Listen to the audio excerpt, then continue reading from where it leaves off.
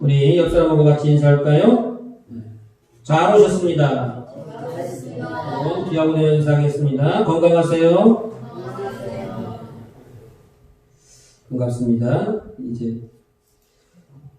요즘 그 코로나 바이러스가 조금 잠잠해지는 것 같긴 합니다만, 이제 전 세계가 이 전염병으로 인해서 몸살을 앓고 있습니다.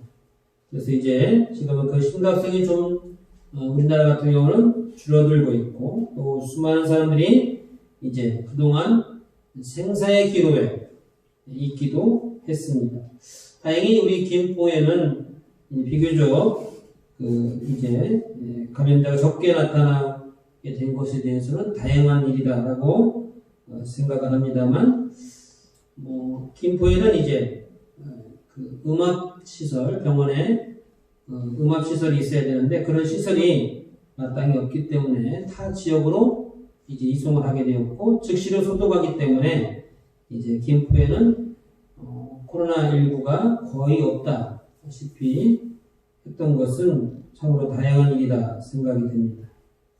그래도 이제 남은 기간 우리가 방심하지 않고 주의 깊게 살펴야 되고 조심해야 되는 것은 사실이지만, 그러나 그렇다고 해서 너무 위축될 필요는 없다라는 말씀을 다시 한번 드립니다. 어려운 시기를 이제 하나님을 의지함으로 지혜롭게 극복하시기를 주님의 이름으로 축원합니다.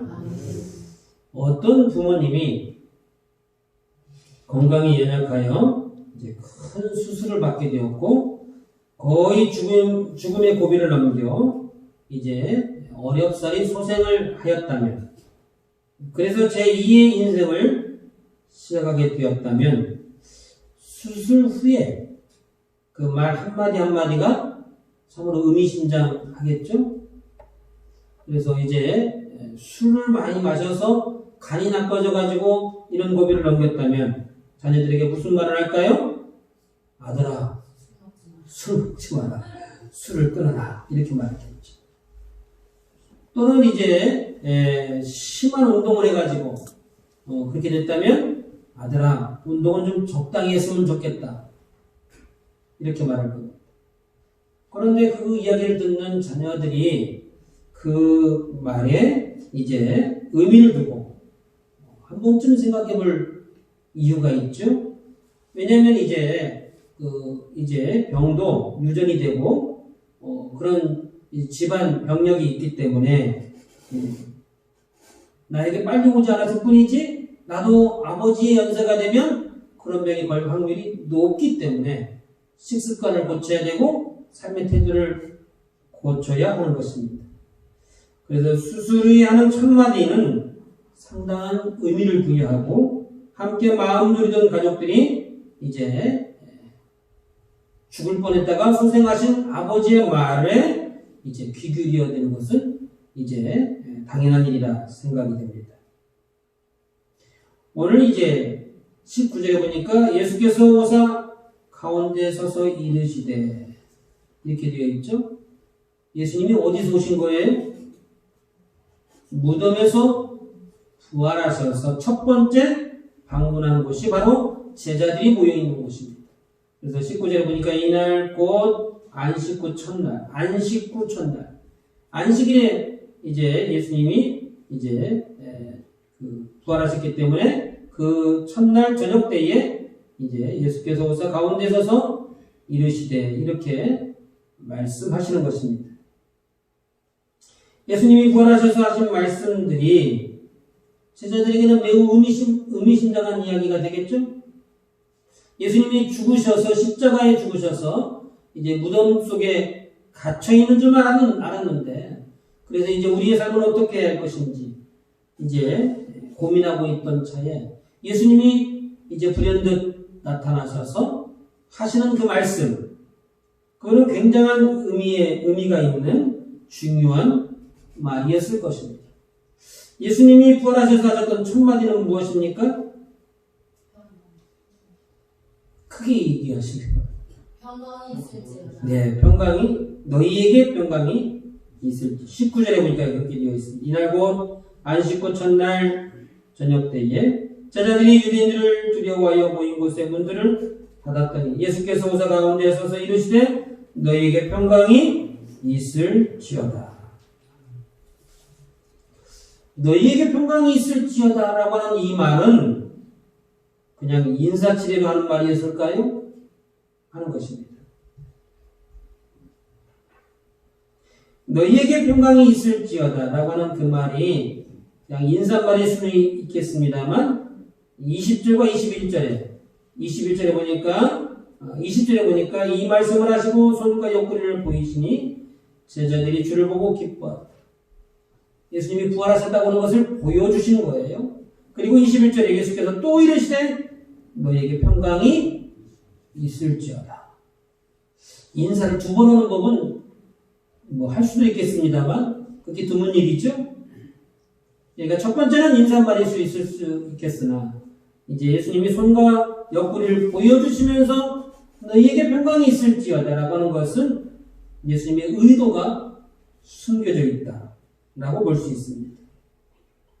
본문 이제 오늘 우리가 읽었던 본문 36절에도 예수께서 친히 그들 가운데 서서 이르시되 너희에게 평강이 있을지어다 또 이야기하십니다.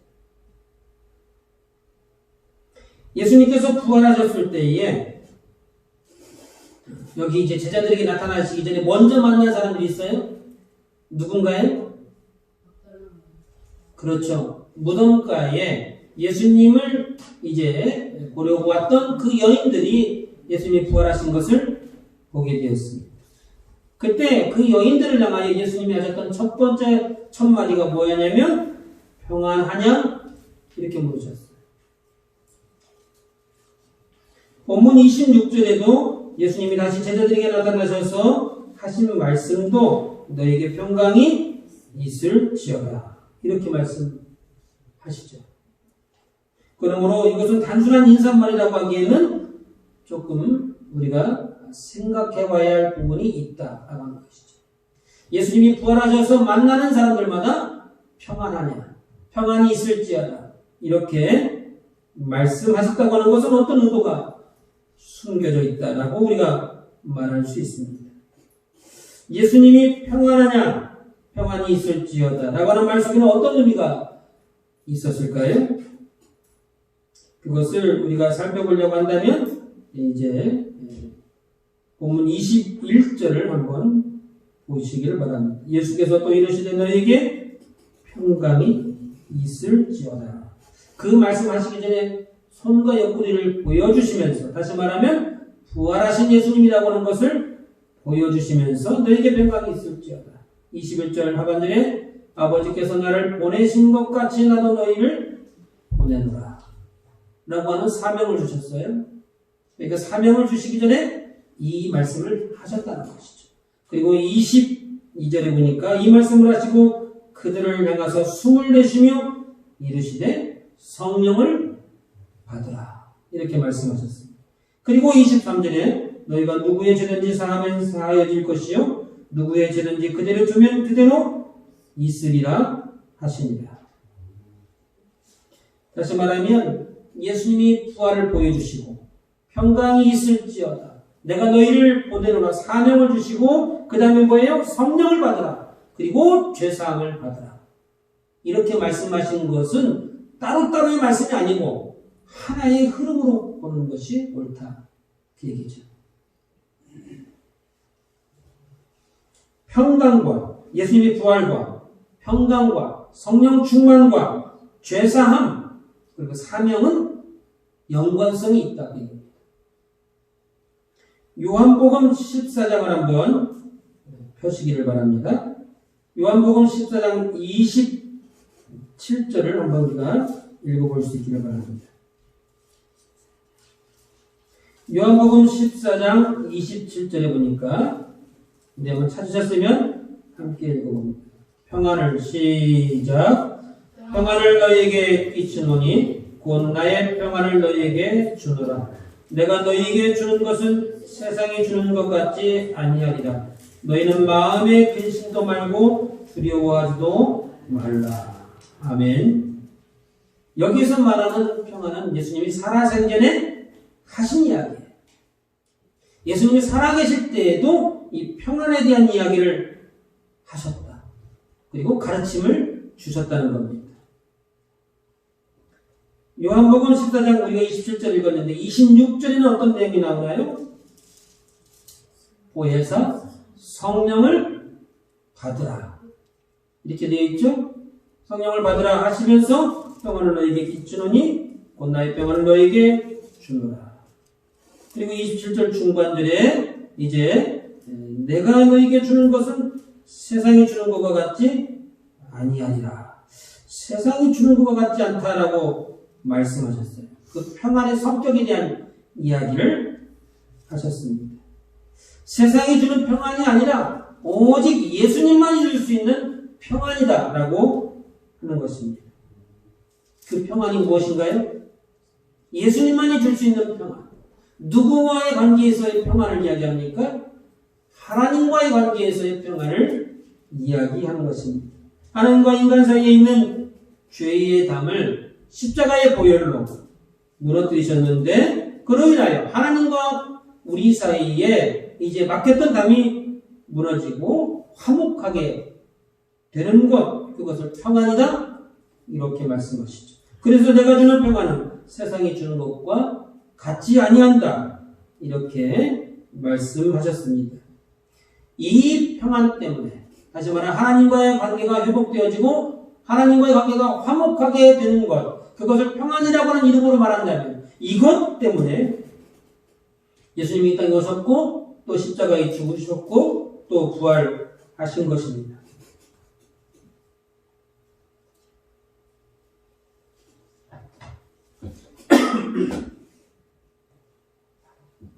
예수님이 이것 때문에 오셨고 이것 때문에 죽으셨고 이것 때문에 부활하신 것이라면 예수님의 온통 관심은 어디에 있는 거예요? 평안에 있는 거죠.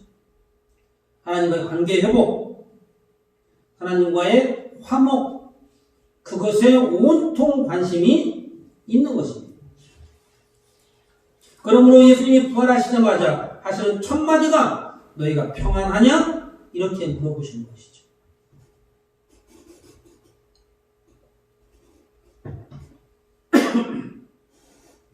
무덤가에서 만났던 여인들에게도 평안하냐 물어보시고 제자들에게도 나타나서 이제 너에게 평안을 주노라 이렇게 말씀하시고 그리고 8일 후에 도마가 있을 때에도 말씀하신 첫 마디가 너에게 평안이 있을지어다 이렇게 말씀하시는 것입니다. 요즘 같은 세상에서 주는 평안은 세상이 주는 평안은 일시적인 평안이죠. 최근에는 우리 김포 같은 경우는 15만원짜리 평안입니다. 코로나 바이러스로 고생했다고 이제 나라에서 주는 돈입니다. 그리고 또 앞으로도 준다면서요. 잘하면 이제 100만원짜리 평안에 불과합니다. 그 돈도 대단한 돈이죠. 그러나 그것은 일시적이고 석 달 안에 다 써야 되는 거니까 석 달짜리 평안이다. 우리가 이렇게 말할 수 있을 것입니다. 그러나 예수님이 주시려고 하는 평안은 영원한 생명, 완전한 구원을 주시려고 하는 참된 평안에 관련된 이야기입니다. 그러므로 저와 여러분들은 예수님이 주시고자 했던 진정한 평안, 영생의 평안을 받으시고 누리시기를 주님의 이름으로 축원합니다. 예수님이 말씀하신 평안은 하나님과의 화평, 하나님과의 관계 회복을 의미합니다. 다시 말하면 하나님이 주시는 영생의 복, 구원의 은혜를 의미하는 것이죠. 그러면 이와 같은 평안, 예수님이 주시려고 하는 구원은 어떻게 얻을 수 있을까요? 어떻게 하면 얻을 수 있죠? 오늘 본문을 놓고만 본다면 그것은 성령의 역사하심으로 이루어지는 것입니다. 하나님이 구원을 허락하신 겁니다. 하나님이 우리의 인생을 사랑하시사 우리에게 구원의 길, 예수님이 이 땅에서 오셔서 구원 사역을 하도록 허락하신 것입니다. 그리고 예수님이 그 구원의 길을 십자가의 길로 열어놓으신 거죠. 그리고 그렇게 열어놓은 것이 이제 열어놓으셨는데 그 길로 우리가 가도록, 십자가의 길로 가도록, 구원의 길로 가도록, 천국에 임하도록 섭리하시고 역사하시는 이가 성령님이십니다. 그러므로 예수님이 너희가 평안하라 하시면서 바로 이어서 성령을 받으라 이렇게 말씀하시는 이유가 바로 거기에 있는 것입니다. 우리가 평안하여 구원을 받는 것과 성령 충만함은 둘이 아니라 하나라 그 얘기입니다. 뗄래야 뗄 수 없는 것이다 그 얘기예요. 세트면이다 그 얘기예요. 세트면. 이렇게 식당에 가가지고 요것만 주세요 할 수 없다 그 얘기예요. 요거는 세트로 나오는 거니까. 동전의 앞뒤하고 똑같은 거예요. 동전의 앞면만 있을 수 없죠. 동전이라고 하면 반드시 뒷면이 있기 마련입니다. 그래서 이제 너희가 평안하라 하시는 말씀과 너희가 성령을 받으라 라고 하는 말씀은 동일하게 우리가 봐야 한다라고 하는 것이죠. 성령 충만함을 받아야만 구원에 이를 수 있는 것입니다. 그러므로 저와 여러분들도 성령에 충만하셔서 예수님이 이루어 놓으신 구원의 은혜, 평강의 복을 누리시기를 주님의 이름으로 축원합니다. 그리고 마지막으로 이제 하셨던 말씀이 이제 죄사함을 받으라 이렇게 말씀하셨죠. 물론 이제 내가 너희를 이제 보내노라. 아버지께서 나를 보내신 것 같이 나도 너희를 보내노라. 라고 하는 이제 사명을 주셨습니다만 그것은 이제 나중에 한 번 더 살펴보도록 하겠습니다. 성령을 받으라 라고 하시면서 23절에 너희가 누구의 죄든지 사하면 사하여질 것이요 누구의 죄든지 그대로 두면 그대로 있으리라 이렇게 말씀하십니다. 그러니까 우리에게 다른 사람을 용서할 권세가 있다는 뜻인가요? 우리가 누구를 용서해 줄 수 있는 권세가 없습니다. 우리에게. 그건 오직 이제 하나님만이 해주실 수 있는 이제 섭리가 되는 것이죠. 그러니까 여기서 말하는 것은 회개를 이야기하는 것입니다. 진심으로 회개하면 누구의 죄든지 용서해 주실 것이고 그러나 회개하지 않는다면 그 죄가 그대로 있느니라. 그 얘기를 지금 하고 있는 것입니다. 성령 충만을 받게 되면 반드시 나타나는 증거가 있습니다. 나도 성령 충만 받았어 라고 한다면 그 성령 충만 받았다는 것을 누구만 알 수 있는 거예요? 하나님과 본인만 알고 있는 겁니다. 사실은. 그런데 성도들도 알 수 있는 방법이 있어요. 당장은 알 수 없지만 나중에 시간이 지나면 다 알게 되는 사실이 있습니다. 그게 무엇인가요? 성령 충만을 받게 되면 반드시 눈물로 회개하는 일들이 일어납니다. 나는 그런 적이 없던데 그러면 성령 충만 받은 것이 아니에요. 성령 충만을 받게 되면 내가 생각지도 못한 죄들이 생각이 납니다. 나도 모르게 입술로 고백하게 되고 눈물로 울며 내 가슴을 치며 자복하고 통회하는 일들이 먼저 일어나게 되어 있어요.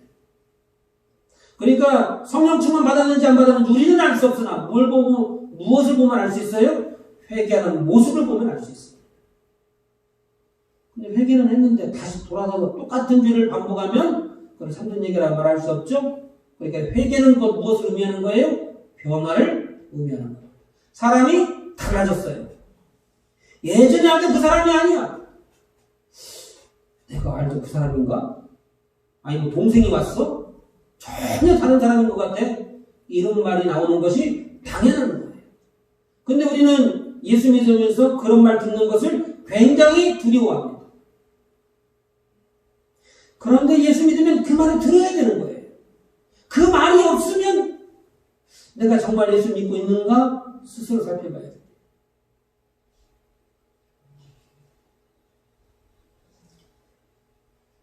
이와 같은 성령의 충만함, 눈물로 회개하는 이 일은 나는 전혀 원하지 않았는데 오늘 그냥 하늘에서 뚝 떨어진 거야. 그렇게도 역사하십니다, 하나님은. 그런데 그것은 특별한 경우에 나타나는 현상입니다. 대부분의 경우는 어떤 일들이 있습니까? 사모하는 자에게 주십니다. 간절히 기도하셔야 돼요. 하나님, 나에게도 성령 충만을 주옵소서. 나에게도 회개의 영을 주셔서 오늘 나로 하여금 내 가슴을 치며 내 지난해 삶을 회개할 수 있도록 주님 역사하여 주옵소서. 간절히 기도하셔야 돼요. 대부분의 경우는 다 그렇게 간절히 사모하는 자에게 주시는 것입니다. 그 간절함은 어디서 나오는 거예요? 말씀에서 나옵니다. 말씀에서. 그러니까 말씀을 모르고 간절히 사모하는 것은 일시적으로 할 수 있습니다. 은혜를 받아가지고. 그러나 본인이 성경을 읽고 또 설교 말씀을 듣고 하는 과정 중에 깨달음을 얻고 신앙 양심의 찔림을 받아서 눈물로 회개하며 자복하는 것입니다.